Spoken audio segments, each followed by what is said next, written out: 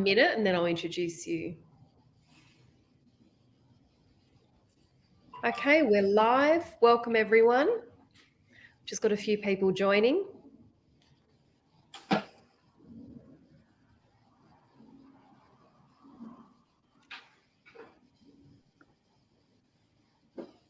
We'll probably kick off in a couple of minutes, Angela. But we've just got a couple of people joining now. Okay, great.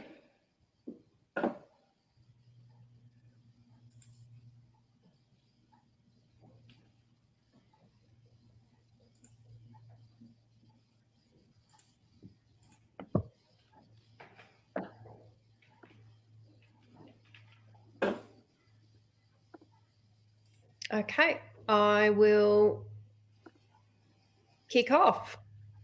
I just want to thank everyone for coming along. My name is Renee and I'll be introducing this session, which we will be recording. This event forms part of our 2023 is a Shit Show Job Seeker webinar series. It's a great title, isn't it? And I like, yeah, it's a bit of a laugh. I'd like to introduce Angela Clark-Jervois, who is a professional certified coach with the ICF. And Angela works with individuals and teams around the globe to achieve results they want to see.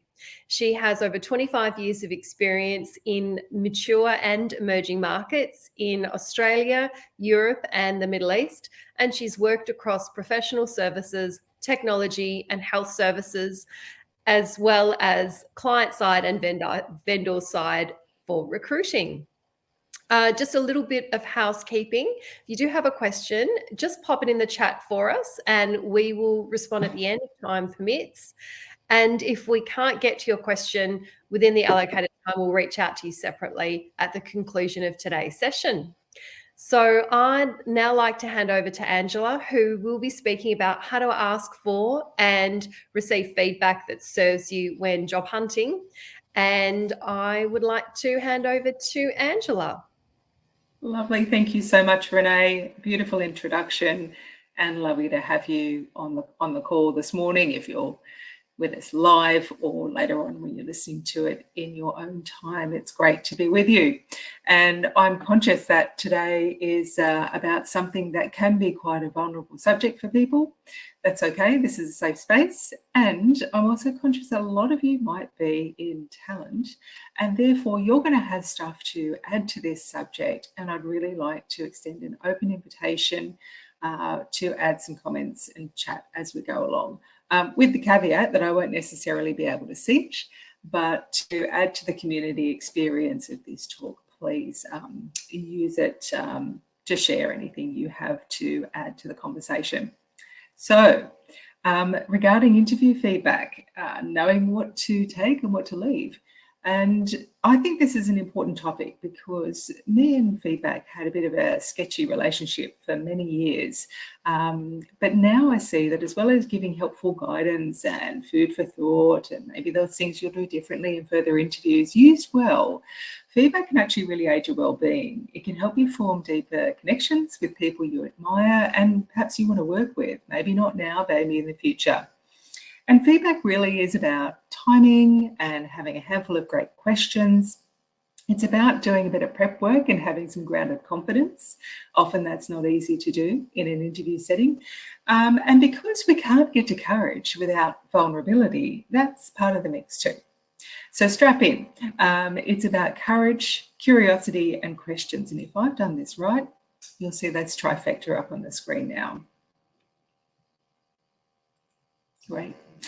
So when I started work as a recruiter in the late 90s, that was a while ago, someone told me that recruiting is actually all about the art of rejecting people. This caused me to think twice because I'd never seen my job in that way. But he was right. Out of every job, only one person's made an offer. Everyone else gets a no. That's if they're lucky. And at that time, interview feedback was given to every candidate over the phone, if not in person. And I would say over the course of 10, 15, 20 years, I became an expert in rejecting people. Now, I'm struck by how the feedback process I learned compares to today, probably what you're experiencing. For example, I read a statistic in a LinkedIn survey that found only 7% 7% folks are getting a phone call when they're a no from a selection process. Now, other LinkedIn stats say that 97% of candidates want feedback and only 41% receive it in any form. Now, most of us will be familiar with those lovely automated messages from ATS systems. Some are worded better than others. So that's how we're getting the feedback, if we get it at all. So why is this important? Well, what does this teach us?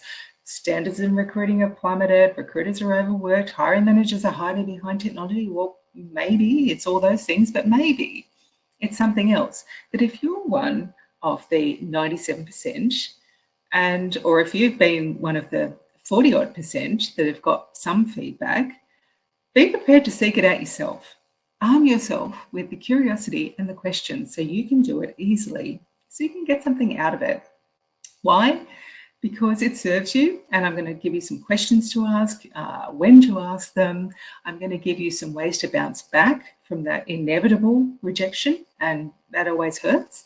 And I'll give you some personal stories about my relationship with feedback that may add to your experience today. But like I said to you earlier on, me and feedback, we had a sketchy past. For many years, as I was rejecting people, working in the corporate environment seemed to be the heyday of giving feedback. And it seemed like a relentless process. Not only was I doing it with my clients and my candidates, but this was when feedback in the workplace started to become routine and as part of performance. And let me tell you, managers were not equipped with the empathy or the skills to do that well. So I got a bit cynical, got a bit defensive, and to take this beautiful quote from the wonderful late Louise Hay, this was my attitude to feedback. What you think about me is not my business. Now, poor Louise Hay, I took her comment there totally out of context, but I just want to say to you that if you are in a cynical or a defensive loop at the moment about this whole process, and how you're feeling, you're not alone, but it doesn't have to be that way. And I encourage you to flip it to your advantage. So a bit of confession time there, but let's move on. So here's the thing about interviewing. Most interviewers aren't great at interviewing, and most interviews are not consistent. And there's one thing that we know about interviews, to be fair and make good decisions, is that they should be consistent. So on one level, you know that your interview feedback is subjective from a flawed process against how you did against other people in an artificial setting with a power imbalance. So what's the point?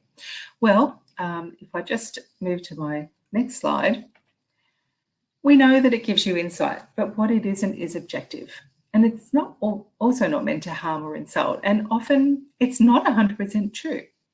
In my experience, usually feedback is framed so that the person delivering it feels less uncomfortable. So have that in your mind so that you can see through what you're being perhaps fed back and actually take what's useful. Because it's data. Feedback is data on you, yep, but it's also data on the values and behaviours of the employment organisation and the people that you're meeting with. It gives you some insight into what you might consider doing differently the next time you're in an interview. It opens up ideas for experimenting with new approaches, and it can also give you a great opportunity to forge connections. Now, look, I'll tell you that one of my top strengths is a connector. So for me, I'm very comfortable connecting and, making conversation with people. I know that's not the same for everyone. You will have your own strengths. But it is a fantastic way to build a human connection with individuals that may serve you now with this job interview. It may serve you in the past. I had an interview about 12 months ago with somebody. It was a great conversation. It didn't lead to anything. And I got some feedback in the moment where the interviewer said to me, I think your skills and experience are great, but I sense that you want more than what this job's going to offer you. I thought, all right, I wonder what I said that actually gave her that impression. It stayed with me and we moved on. Now, by complete chance, about 9 months later, I happened to cross paths with this lady and I told her about the impact of her feedback, how I'd remembered it, and I had had experiences since then that it actually proved her completely right. And I told her that as well. To cut a long story short, we use that connection opportunity and sharing that feedback observation, and now we're collaborating in ways that I just hadn't anticipated. So that's just one little nugget from my personal experience that might give you some insight into how feedback in the moment that you may not understand its purpose will serve you later on. I always find feedback teaches you a lot. It teaches you a lot about the organisation and the people and how things get done around here. Sometimes that won't be favourable, and sometimes you'll make assumptions. But I tell you, one of the best things about feedback is that it will kill your stories. Think of the 7%. We make up stories in the absence of data. So for most people, when we don't get that feedback, we're going to make up stories. So just to make up a random example, I go for an interview, I don't get any feedback. The stories I'm making up in my head, well, they're a bit of a slack organisation. The interviewer didn't seem to be taking any notes. He's probably no good. I didn't get the job. I'm no good. When will I ever work? No one will want to hire me. That organisation's rubbish. I wouldn't want to work there anyway. And it goes on and on and on. The drama increases. And you know what? It's exhausting.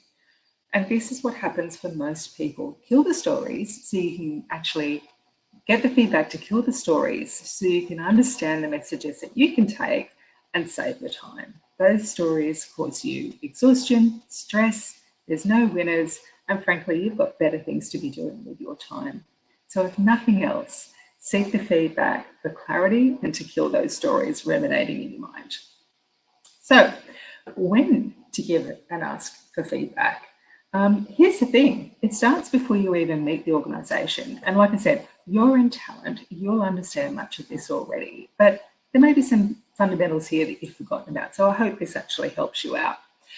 So during the selection process, I would say before it even starts, find out what do they like about your CV? What is it that made you stand out? Is there anything else that they were looking for that you didn't have? Find out a little bit more that you can then use to your advantage as you go into the conversations. Now, look, if you've got other questions to add in, please add. And look, you don't have to Google too hard to find loads of questions online that you can ask. These are just a few that I use from time to time. Looking on the next slide, once the decision's been made, now assuming this hasn't been a job offer made to you, but once the decision has been made, find out what might you have done differently that could have changed the outcome. Oftentimes it's nothing.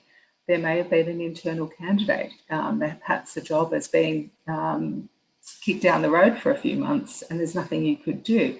Think about what is in your control that you might be able to understand more about and discard the rest. Ask the person, what advice could you give me that will help me do better next time? People love being asked for their advice. You'll rarely get, no, I don't have time for this. People will usually be honoured to give you their opinion and help you out. Everybody understands what it's like to be a candidate and to be waiting to get a job. Use it as an opportunity to say, can I keep in touch? Oftentimes, things don't work out with a candidate when they start, or maybe they don't start, or maybe new opportunities arise. How can you find out about when those other opportunities come up so that you can be first in line and in front of the conversation, assuming, of course, that you're interested in the organisation and it's a place that you want to work. And ask if you had something that other candidates didn't, to see how are you different? What are some of the things that people value that perhaps you didn't necessarily see in the same way? All these little nuggets of insight can give you useful information. Sometimes they can buoy your spirits, and sometimes they can give you areas that you may want to focus on that you just hadn't thought about before. All of this insight is useful. If these questions are helpful to you, fantastic. One of the things that I find really useful in conversations, whether they're interviews or not, are the rumble starters of Brene Brown in Dare to Lead. So if you're familiar with Brene, you will have heard these before. And I've taken some of these on the next slide just to give you a sense of what they are and how you might want to use them. And there's a link there at the bottom, so you can look it up yourself. They're free to download. And there's about a dozen or so. And her label for them is Rumble Starters, but really these are just questions, and you will use some of these already, but there might be one or two that are new to you that you can use as you go into conversations to gather feedback. And play around with them. See which ones you like, which ones work for you, which ones get a response that you hadn't anticipated. There's no right or wrong. I guess I should say there's no right or wrong in the questions that you ask. I think the one thing that I think is worth noting is that oftentimes we hide behind screens or emails. The most powerful tool that you have is your phone, and the most powerful skill you can develop is to have a conversation with it. I know that sounds terribly basic, but picking up the phone and connecting with another person is the best way to understand and to benefit yourself through information and connections. And it's really easy just to hide behind email. It's really easy to send a text message. It's hard and uncomfortable to pick up the phone. 99% of people will feel that way. I'm one of them. Don't let that discomfort derail you. Don't let it put you off. You can pick up the phone, have the conversation. Remember what I said earlier, you can't get to courage without vulnerability. So this is just one of those ways that when you are job hunting, you need to embrace vulnerability, but it will pay off. And I want to be clear, I'm not telling you to stalk people. If you've made a few attempts to reach someone and you've been clear about why you're trying to reach them and you're just not getting anything back, then of course you have to drop it. But do be persistent. Don't just rely on one email. People are really busy and people are uncomfortable giving feedback, but you need to be the squeaky wheel because it's your career that we're talking about. So pick up the phone, do be clear about what you're looking for, ask simple questions that work for you, and take what is useful. In the words of my favorite yogi, Adrienne Mishler, take what's useful and leave what's not. All right. So I'd like to share with you now a little bit about making feedback work for you, because that's the whole point that we're here, right? Making it serve you. And you can see I've got some great links here. Because if you're like most candidates, you'll wrestle with some big emotions when you don't get invited back for a further interview or get a job offer. So here's my 4 steps for navigating this period from my lived experience, from my experience as a recruiter and also as a coach. And I think the most important thing I've learned in life is before you do anything else, notice and acknowledge the emotions that are coming up for you. Don't be tempted to numb or bury them. That's the easy option. Just simply name as many emotions as you can identify in the moment where you are processing this feedback. Sometimes you might be feeling angry, disappointed. You might be feeling relieved. You might be feeling confused, deflated, grateful, cynical, furious. Name as many as you can to help you move through the process. I promise you, it helps. Step 2, write yourself a permission slip to take time and reflect. Take an action learning approach to this. What do I mean by that? So planning, doing, reflecting and learning. This is all about your own action learning. So once you process the emotions, and don't stay there too long, write yourself a permission slip to take time and reflect. Humans need quiet time alone to digest, and we must intentionally make space today. Ask yourself, what can I learn from this? If you're like me, the ideas will come up at 3 o'clock in the morning when you wake up and can't get back to sleep. Write your thoughts down. Use your phone, use a journal, use a scrap of paper, whatever it takes, get them out of your head and onto something else. You don't have to make a great big war and peace about it, but just get the ideas out of your head so that you can reflect and learn. There's a line, there's something Bob Dylan once said, and he said, you have to be let alone to really accomplish anything. And I love that because it reminds us that to think and to reflect, to do deep work, we can't be busy all the time. We can't be engaged or switched on all the time. Human beings do need that time to reflect. So grant yourself the permission slip that you need so that you can do that. Of course, then step 3, act. Decide what you want to do differently from the feedback, if anything. What might you experiment with? Something as simple as doing extra research before you go on the interview. Get familiar with your workplace values. If you don't know them, these are a really fundamental part of making the right choice when you're looking for work, wherever you are at in your career. You need to look for alignment with your work values when you are looking for work. It's as simple as that. I got many stories for you about when I haven't done that, and I promise you this is a really important step. So maybe things you want to do differently is get confident and understand your workplace values. Same with your strengths. You might want to use a friend to practice questioning, or having those phone calls I talked about if that's a new idea for you. Create positive affirmations that create new positive neural pathways and build grounded confidence. Whatever your actions are, choose to take that step. What is the smallest thing that you can do today that will actually help you for that next interview? And I mentioned strengths before. Get familiar with your strengths. If you don't know what they are yet, follow the links that I've put there on the screen for these free tests that are out there, because your strengths are your superpowers, and often they're so natural to you, they're really hard to label, but they're things that other people know you for. And you want to be really fluent in the language of your strengths. You want to know what your weaknesses are, but your strengths are the things that will help you thrive, be satisfied, and will set you apart. And I don't care how modest you might be, everybody has a suite of strengths. And I invite you to be courageous and be smart and understand what yours are. If you are curious and want to know more, work with a coach, somebody like me who's strength certified, to see how these strengths can enable you in your job search activity and to be successful in what you do. So, like I said before, take what's useful and leave what's not.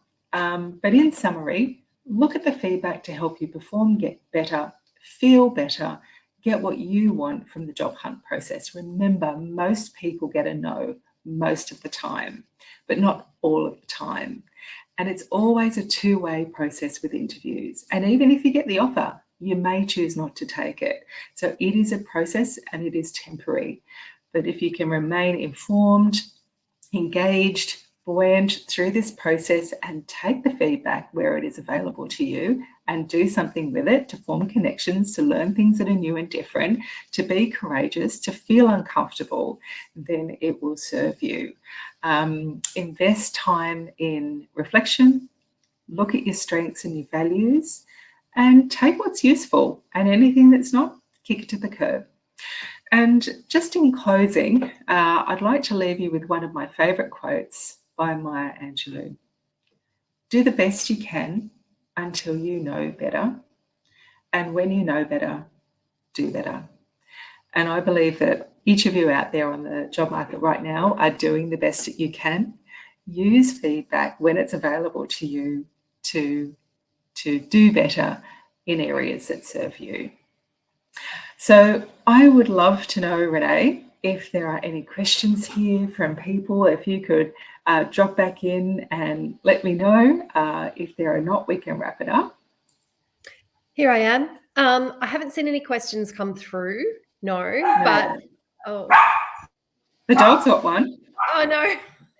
Oh, sorry, they've just come back from their going crazy. One question I had, sorry about the dogs. It's okay.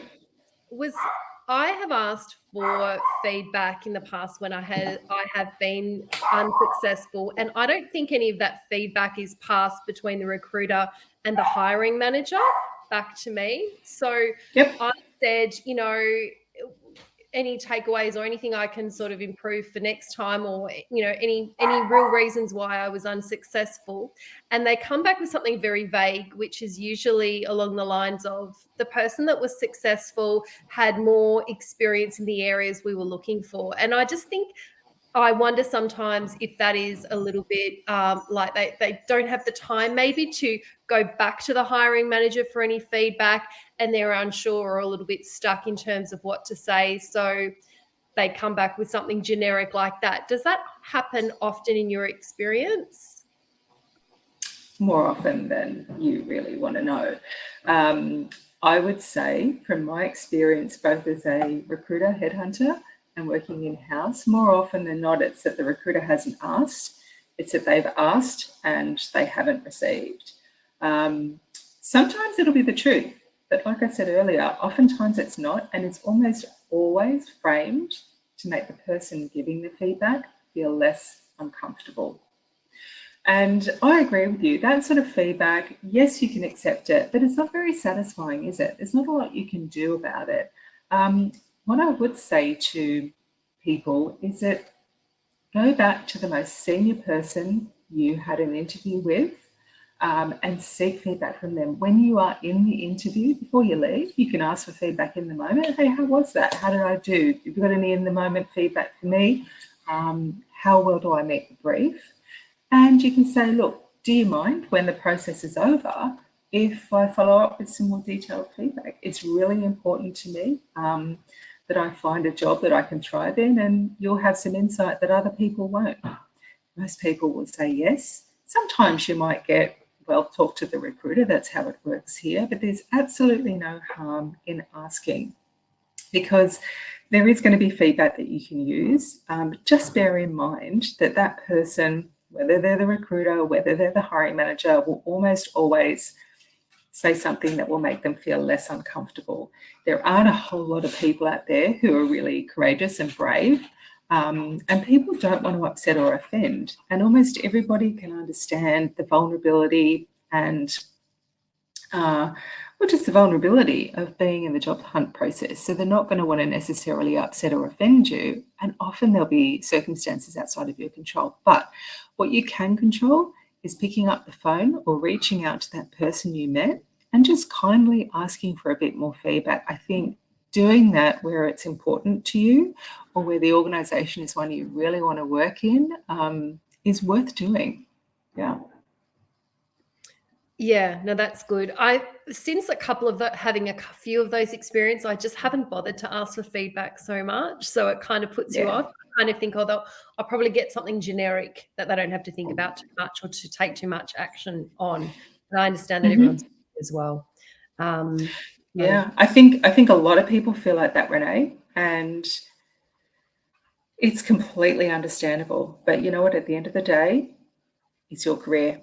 And if there's something you can get from it, it's worth picking up the phone or drafting that email or sending that LinkedIn message and asking the question. Most people don't intend to ghost you. So really, you have to be proactive. Remember the 7%. Great. Awesome. Well, thank you so much for today's session. It's been really enlightening. And I love the quotes scattered throughout as well, Louise May and Maya Angelou. But it's something that I definitely have sort of dropped in terms of my job seeking process. I just sort of have left it thinking I'm just don't want to hassle them, and I probably won't get too much back anyway. So it's definitely something to consider and move forward with and have it as a standard part if you're comfortable in that space asking for feedback. So yeah, and that's a great example, Renee. Those are the stories we tell ourselves. The story I make up when I don't have information is that I don't want to bother them, that I wasn't successful. Just see them as stories and know that you can actually seek more information out. Great. Thank you so much for today's session, Angela. Great. All right, and we'll wrap up there. Thank you. And thanks very much, everyone. Thanks. Thanks. Bye. Bye-bye.